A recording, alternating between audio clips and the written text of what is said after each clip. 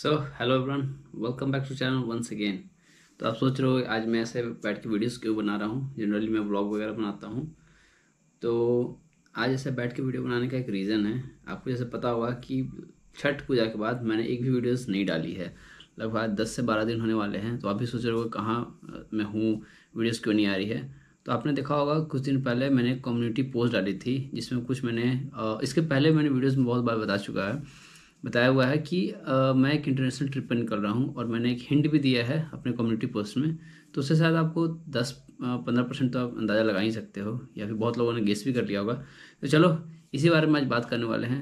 तो मैं गया था एक्चुअली इंटरनेशनल ट्रिप पर, जो कि था थाईलैंड। और थाईलैंड विज़िट करने का एक रीज़न था क्योंकि मैं बहुत दिनों से ट्रिप प्लान कर रहा था। लगभग ये बात है मई की। तो मैंने सोचा था अगस्त 24 को, जो कि मेरा बर्थडे होता है, उस दिन मैं एक ट्रिप करूँगा, जो कि थाईलैंड की होगी। लास्ट ईयर मैं मलेशिया गया था, उसकी वीडियोस आप देख सकते हो मेरे चैनल पे। तो इसलिए मैं सोचा कि क्यों ना इस बार थाईलैंड जाया जाए, क्योंकि थाईलैंड ने वीज़ा फ्री कर दिया था। तो ये बातें मेरे फ्रेंड्स को पता चली बातों बातों में, उन्होंने बोला कि मैं भी चलूँगा। तो हमने प्लान किया था कि अगस्त में जाने के लिए। बट हमारे दोस्तों ने प्लान किया, और उनके भी दोस्तों ने, मतलब जो एडिशनल दोस्त थे उनके, उन्होंने प्लान किया कि नहीं हम नवंबर में जाएंगे due to some festival, and उनके बिजनेस होते हैं। मैंने कहा चलो ठीक है, वो कर लेते हैं।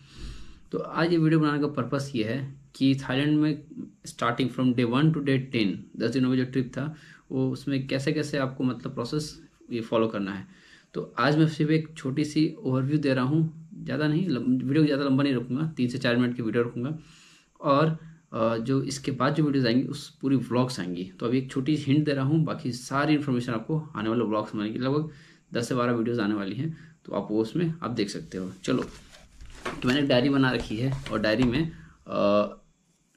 में मैंने सब कुछ नोट कर रखा है। मैं एक करके पढ़ के आपको बनाता हूँ।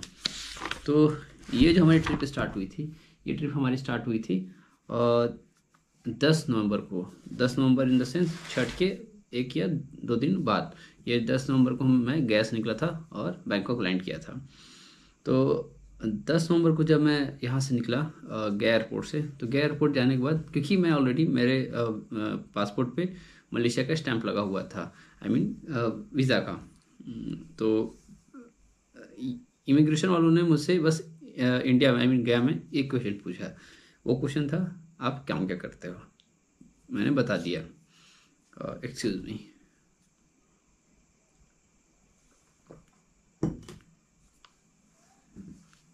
तो उन्होंने पूछा आप काम क्या करते हो, वो मैंने बता दिया। उसके बाद बाकी जो मेरे साथ गए थे उनका फर्स्ट टाइम था, फर्स्ट इंटरनेशनल ट्रिप था। उनसे 2-3-4 एक्स्ट्रा क्वेश्चन पूछे गए थे, जो वो काम क्या करते हो, क्यों जा रहे हो, और भी 2-3 क्वेश्चन एडिशनल थे। तो हमारा ये प्रोसेस आराम से निकल गया में, तो ईजिली निकल गया। फिर वहाँ पर हम थाईलैंड लैंड किया हमने, लगभग 3 बजे, 3:30 बजे के आसपास। तो वहाँ पर मुझसे एक क्वेश्चन पूछा गया, कितने दिन के लिए हो, दैट्स इट। तो अभी तक आपने जितने वीडियोस देखे होंगे थाईलैंड के, बहुत लोगों ने डाले यूट्यूब पे कि आपको होटल, रिटर्न टिकट, 10,000 बात, ये सब बला बला बला की चीज़ें आपको पूछी जाती हैं। तो मे भी बहुत लोगों के केसेस में से होते होंगे, क्योंकि मेरे केस में ऐसा हुआ। हम 6 लोग गए थे।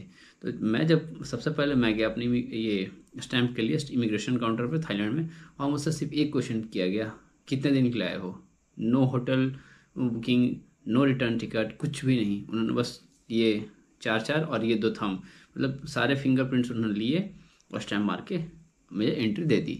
मेरे फ्रेंड्स को उन्होंने होटल बुकिंग, रिटर्न टिकट, सब कुछ उन्होंने पूछा, कितने दिन के लिए आए हो, रिटर्न कब जाना है, टिकट दिखाओ, होटल दिखाओ, सब कुछ उन्होंने पूछा। मतलब उनके फर्स्ट टाइम इंटरनेशनल ट्रिप था, तो मैं भी शायद इसकी वजह से उन्होंने क्वेश्चन पूछा गया हुआ। तो सारा प्रोसेस स्मूथ था।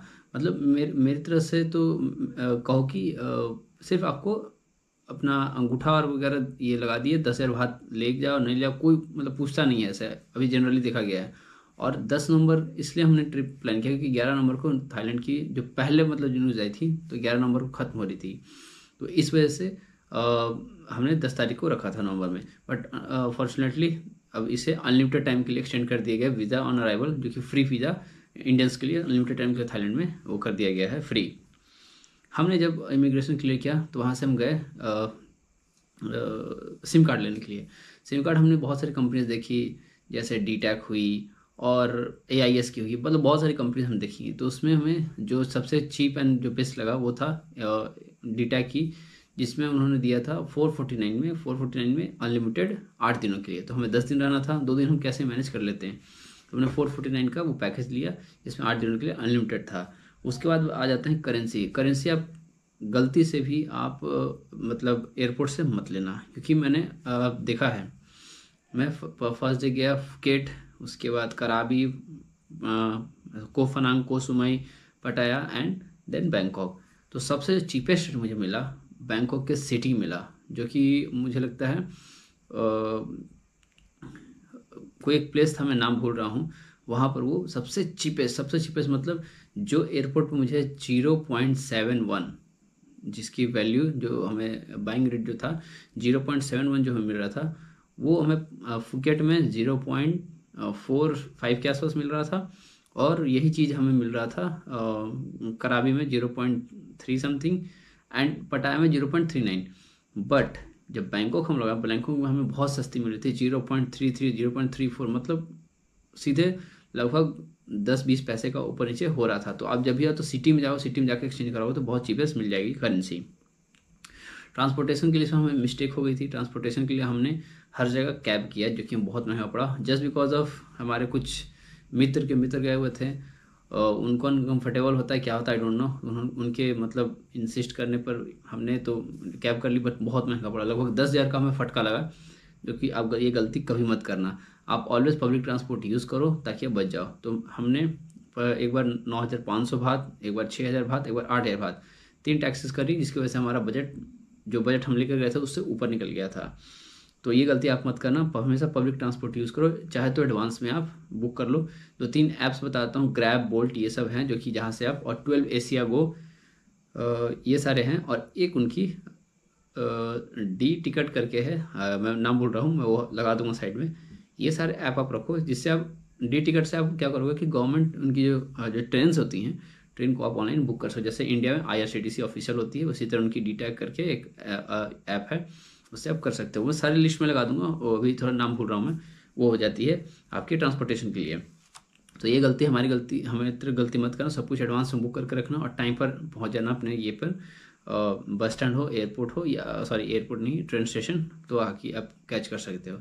हमने ऑनलाइन बुक करने की कोशिश करी थी, but due to some reasons हमने नहीं करा, जिसका हमें खामियाजा भुगतना पड़ा और हमें 10,000 का फटका लगा सीधे सीधे।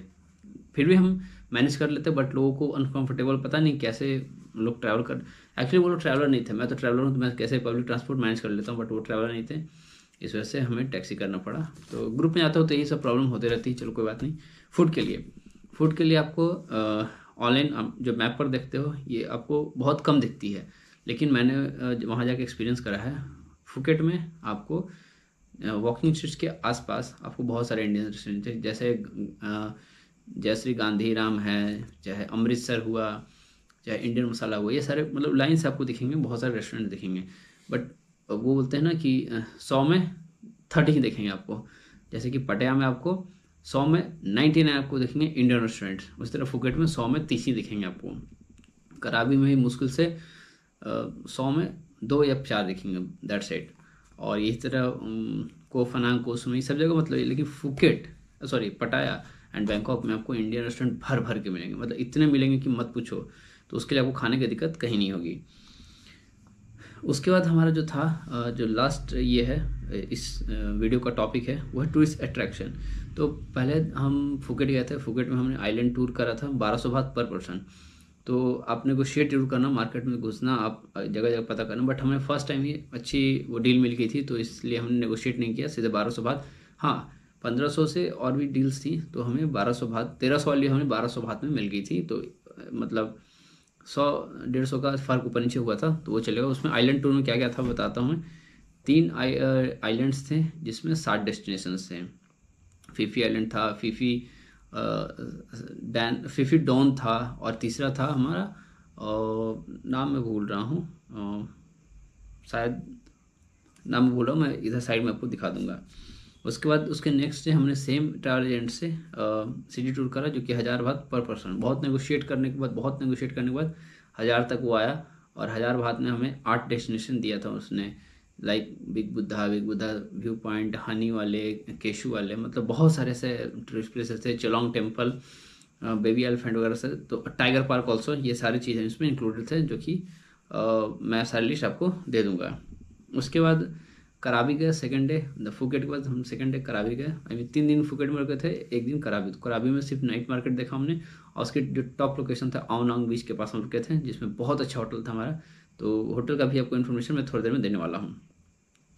उसके बाद को फनांग गए। को फनांग में वहाँ पे हमने तो नहीं, सिर्फ मैंने, बाकी लोग तो रूम में सो रहे थे। हमने फुल मून पार्टी इंजॉय करा, जो कि specially full moon, I mean जिस दिन पूरे मंथ में जो जिस दिन फुल मून रहता है उसी दिन वो पार्टी होती है। तो हमने इस तरह से प्लान किया था ताकि वो एंजॉय कर सके, वो अटेंड कर सकते हैं। तो उसमें सिर्फ मैं गया था, जिसमें मुझे लगा था लगभग 1150 बात खर्च हुए थे। 200 एंट्री किया और 850 नेगोशिएट करने को 850 में हमें मुझे एंट्री मिली थी, जिसमें 1400 बात पर पर्सन था, जो मुझे 850 तक मिल गई थी।